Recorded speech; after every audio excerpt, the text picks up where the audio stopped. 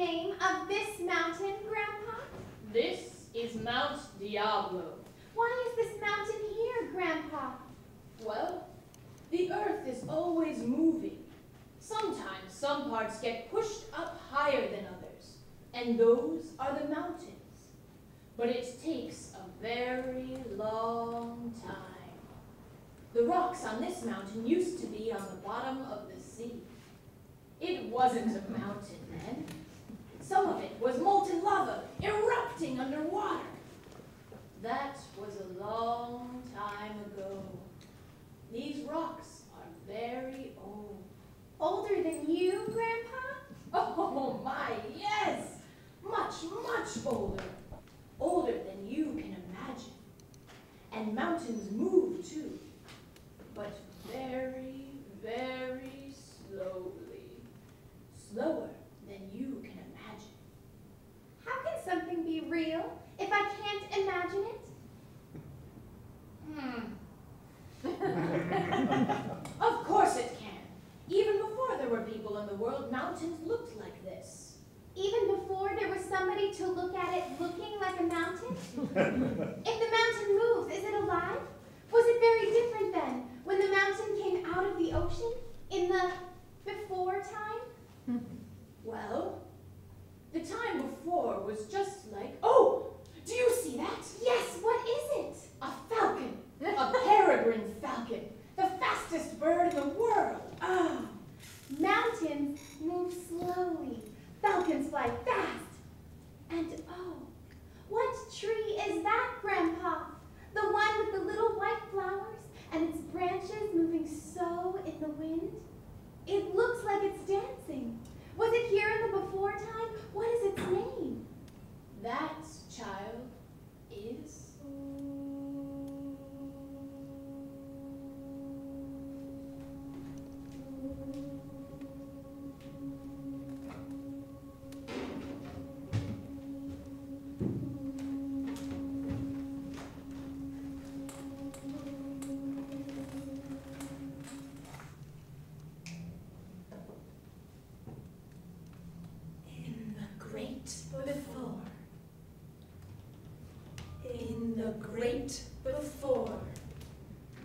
In the great before, Moloch the condor lived on the mountain. The mountain Uyambele. And from there, he looked out over the world. And looking to the west, he could see the bay's expanse and the salt marshes and the great ocean. And looking to the east, he could see the tules and the broad valley, all the way to the eastern mountains. And every morning as the sun rose, he spread his mighty wings and soared high and went out hunting. And every evening, he returned to roost on a rock on the east side of the mountain Uyambele. This was the way it was in the great before, until one morning Moloch awoke and was aware that something was amiss with his rock. So he summoned the doctors, who were two little snipe-like birds who lived along a creek at the foot of Uyambele.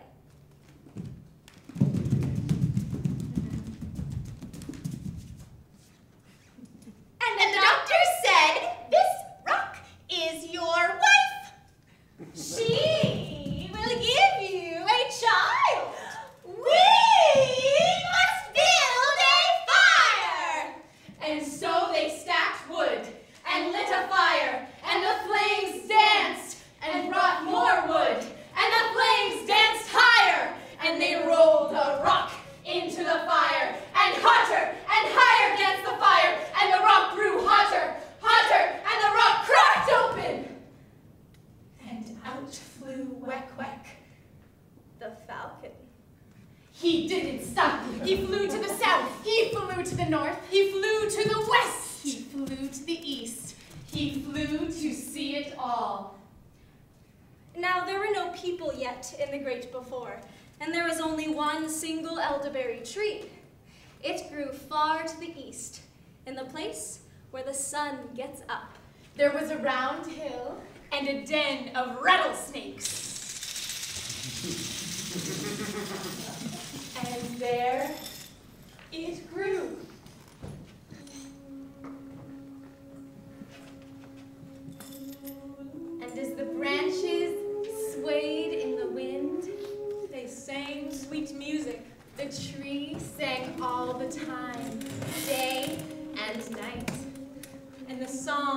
good to hear. Wek-Wek stopped and looked and listened and wished he could have the tree. And looking, he saw the star people, 2 star women, Great and beautiful chiefs of the star people. 1 star of morning, 1 the 7 sisters. What is this tree? What is this music?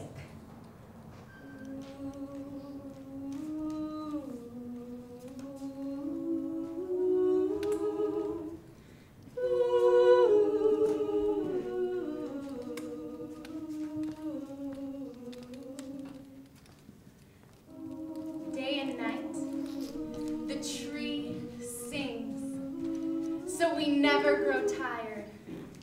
Our eyes never droop, so we may work day and night, and our work is to dance and weave the world.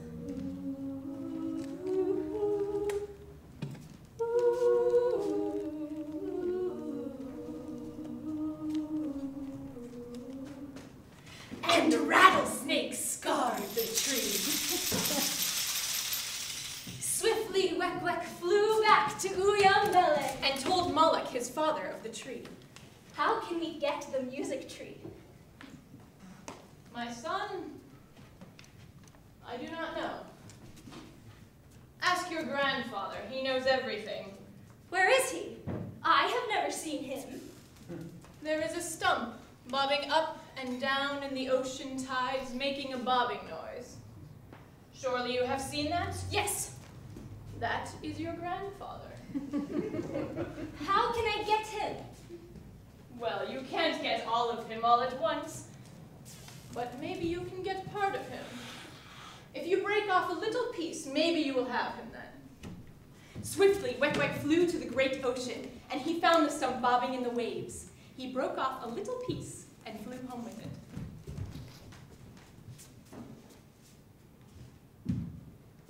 In the morning, the piece of stump had changed into Coyote Man. And he was living in a little hut on the top of the mountain.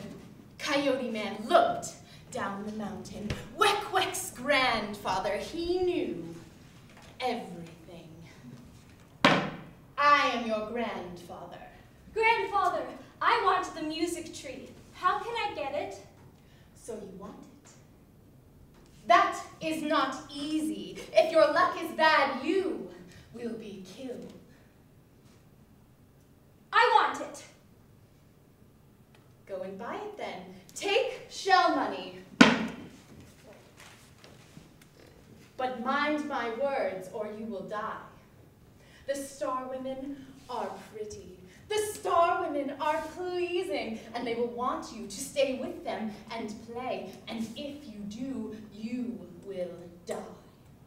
Wek-Wek flew fast, and as he flew, the string of shell money streamed out behind. Wek-Wek flew fast. He flew far, far away to that place in the east where the sun gets up.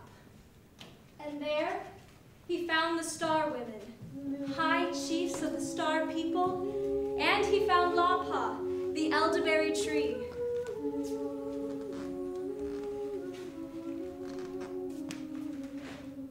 The star women were pleased with the shell money he brought for the music tree. And they were pleased with Wek-Wek. Break off a little piece and you will have it all. You will have it all if you break off a little piece.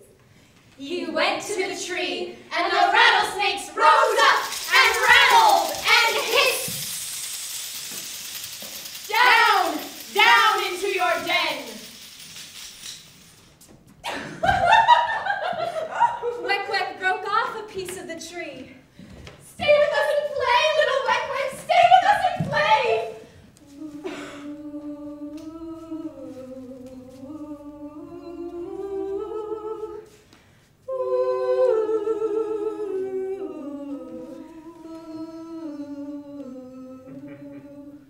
But Wek-Wek remembered what Coyote Man, his wise grandfather, had told him.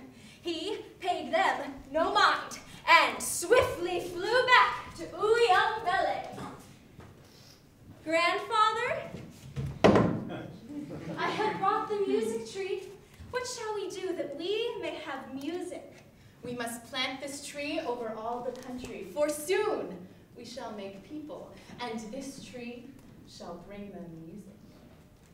And so they wandered over the land and planted lapa, the elderberry, the music tree, to bring music and food and medicine to the Indian people. Berries for food, roots and blossoms for medicine, and the hollow branches to sing.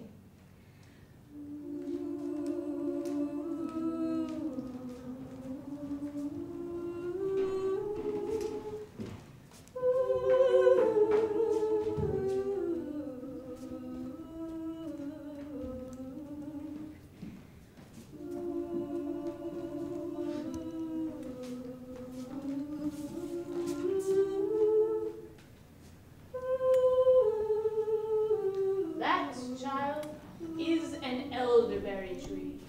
What is that